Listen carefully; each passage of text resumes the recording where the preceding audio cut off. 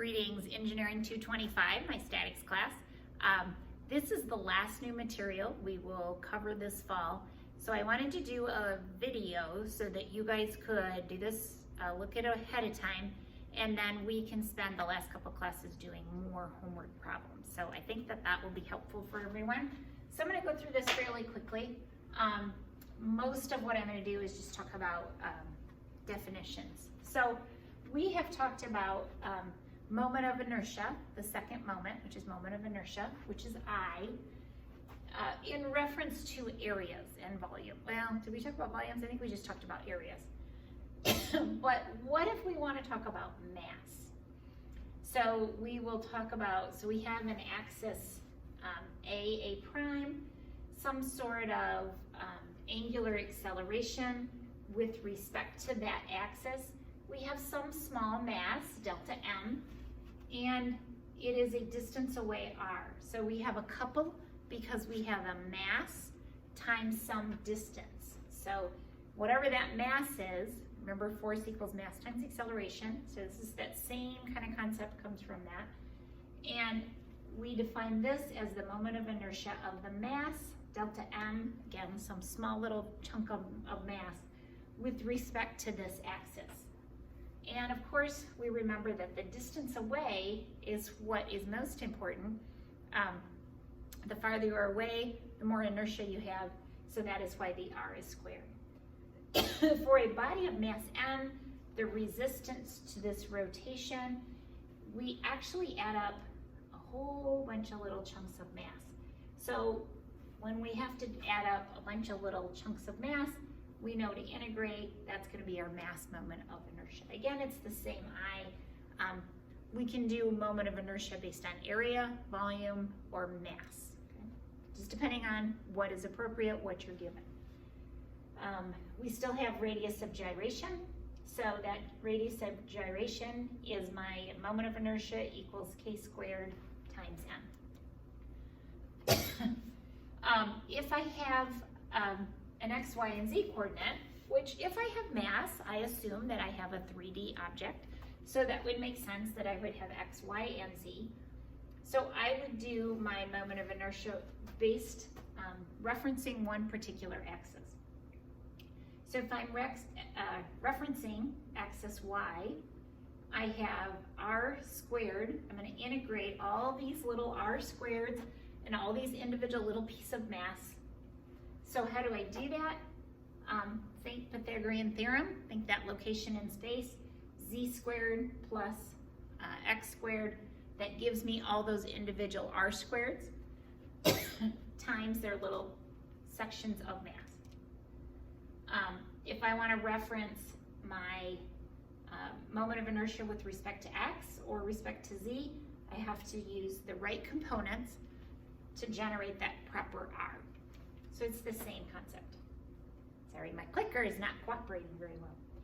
So in metric, I will use kilograms times meters squared, okay? So remember, so here's this tricky thing that you guys all love me for, is that I make you do both metric and English units. In metric, kilograms is a mass. You have to have newtons to do a force. In English, pounds is a force. We need slugs, which is one of my favorite all-time units. We need slugs to talk about mass. So the units, when we talk about slugs times feet, well, what is a slug? It's pounds divided by like feet per second. So that's what you see here. Of course, dividing by the fraction is the same as multiplying by the reciprocal. So that's why the units look such. So the feet squared divided by feet gives us feet. So in English units, we have really goofy units. It's pounds times feet times s squared, right? So that's s is in seconds. In metric, it's just kilograms times meters squared. As usual, English units make it a little goofy. We can also apply that same parallel axis theorem. So hopefully you're getting more comfortable with that, that if I have to move my axis somewhere, perhaps they give me a chart, which I'll show you in a minute. They give me the chart with all these moments of inertia for a particular area, for a particular mass. So if I have to move it, then I'm going to move some distance. So here's my formula for moment of inertia with respect to x. So I have I integrate y squared plus z squared times each little piece of mass. I have to add, in order to move to some new location that's farther out, remember I add to go outside of the center, from the center to farther away from the center. I would subtract to get closer to the center, right? Because if I'm taking a moment of inertia around the centroid of an object, it's going to be less than if I'm on the edge of the object. So in this case, we do z prime, that's a y prime plus y bar. What's y prime? Well, y prime is how far we moved, y bar is the centroid. So if I'm moving from the centroid down to this plane, in this case it looks like the xz plane, I have to add in both cases. So it's the same concept. So I come up with a formula that says moment of inertia with respect to x. When I know moment of inertia with respect to the centroid, right? And again, these would all be in reference to a particular axis, times the mass, times my y bar squared and my z bar squared, okay? Remember, x bar, y bar, z bar, those are all positions in space, okay? Remember, those are locations. And then this parallel axis theorem looks very similar to the one we learned on Thursday. So I equals I bar plus the mass times that distance traveled. So how far did I move? We have to square that, because distance is key in this case. Come on, little clicker. All right, so if I have, I'm just gonna pull all that up. So where is it important to have mass? Well, in this case, I have some sort of thin plate.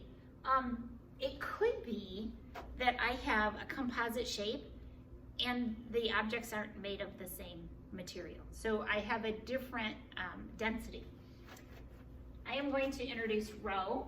I think we've talked about that before. Rho, which is density. And what is density? It's mass per unit volume. That's rho. So we have a thin plate of uniform thickness, T. So T is my thickness. So when you see this little t, that's thickness. Rho is the density. And we have some sort of mass moment. So we start with this same basic formula. I know that in order to find area, so what is area? Area is the mass is going to be the thickness times the area, right? Times my density. So I'm going to break that down a little bit. When I integrate it, I have rho times the thickness times that moment of area, or that moment of inertia with respect to that particular line, right? So for a perpendicular axis, BB, which is also contained in the plate. So let's say I had my A prime axis, and I have B prime, and they're telling us that they're perpendicular, then I can use that same kind of calculation. However, I know that it's important to go with respect to the axis, right? And again, if we had another one, C, that maybe is coming out of this screen, we have the same calculation, okay? And by the way, this moment of inertia is simply the first two. So I with respect to A prime, and I with respect to B prime. If I add those together, I get this third one. Kind of interesting, okay? And why is that true? Because the thickness is the same for A and B, whereas the C, now we're in a different orientation. All right, so let's look, just a second, I like to have everything down. And this clicker and I are just not getting along. Okay, so we have a nice, well-behaved rectangle.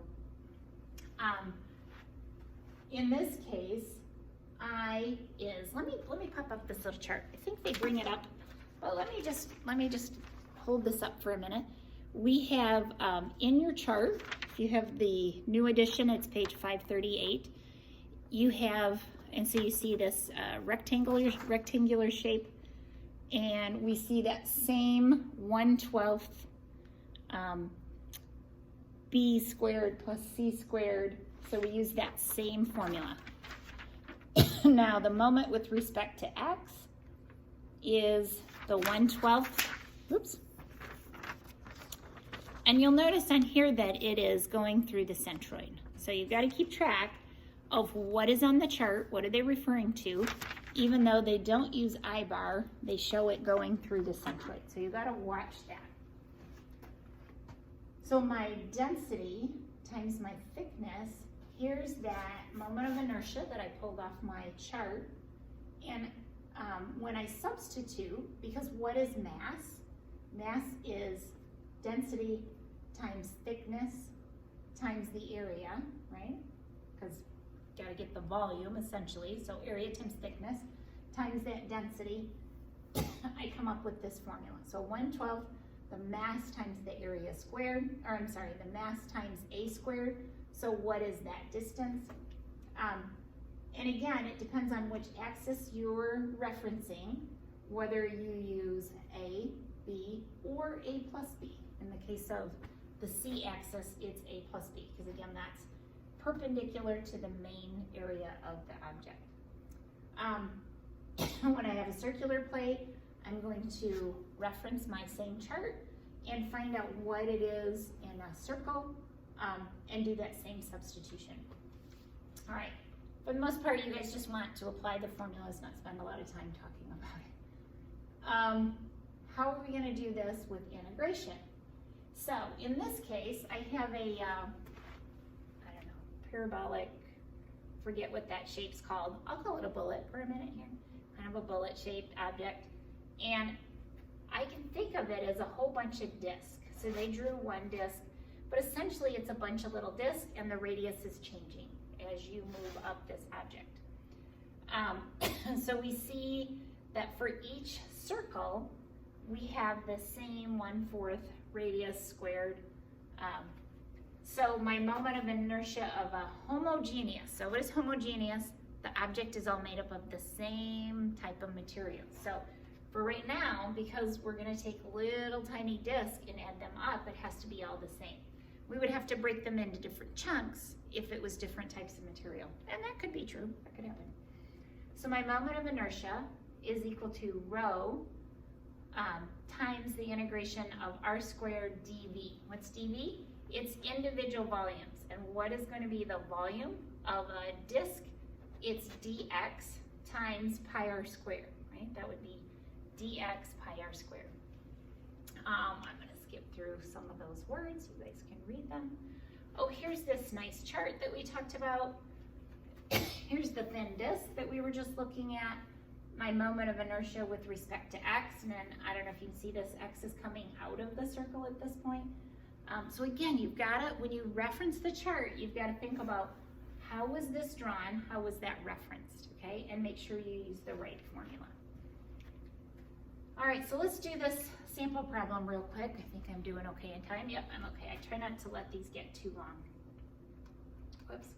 So we want to determine the moment of inertia of a steel forging with respect to the x, y, z coordinate axis, knowing that the specific weight, that's my rho, is 490 pounds per cubic foot. Okay? So that's pounds per cubic foot.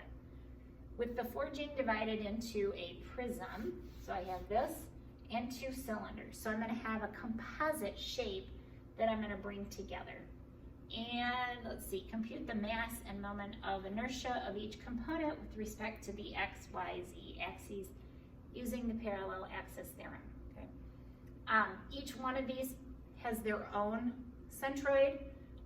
The nice thing, it looks pretty symmetrical, I think. Does it tell us that's 3 inches? I don't know that it tells me that. Let me see. I made sure I had the original problem in case anything was missing on here. I think they are a steel forging of two. Oh yes, the two cylinders are the same. They don't say that very clearly here. They do in the original of the book. So that's why I always keep that handy. Compute the moments of inertia of each component with respect to the X, Y, and Z axes. So my mass of each cylinder, I have gamma, right, specific gravity, times the volume over my gravity. So I do that computation and just to find the mass. All right, so this is kind of a, I don't know, basic physics problem of just finding the mass of each cylinder. So the mass of each cylinder, the moment of inertia of each cylinder, and we know that, so what they're doing, this A, L, X bar, Y bar, that refers back to this chart when, let's see, we're talking about a cylinder. So that's, if we refer back to this chart and we have certain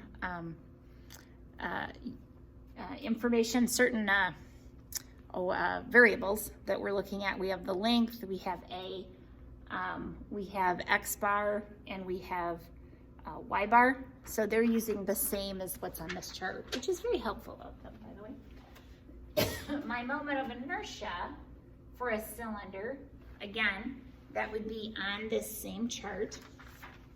I would use this chart, and it says the moment of inertia with respect to X, they use the same orientation, is one half the mass times A squared. Okay?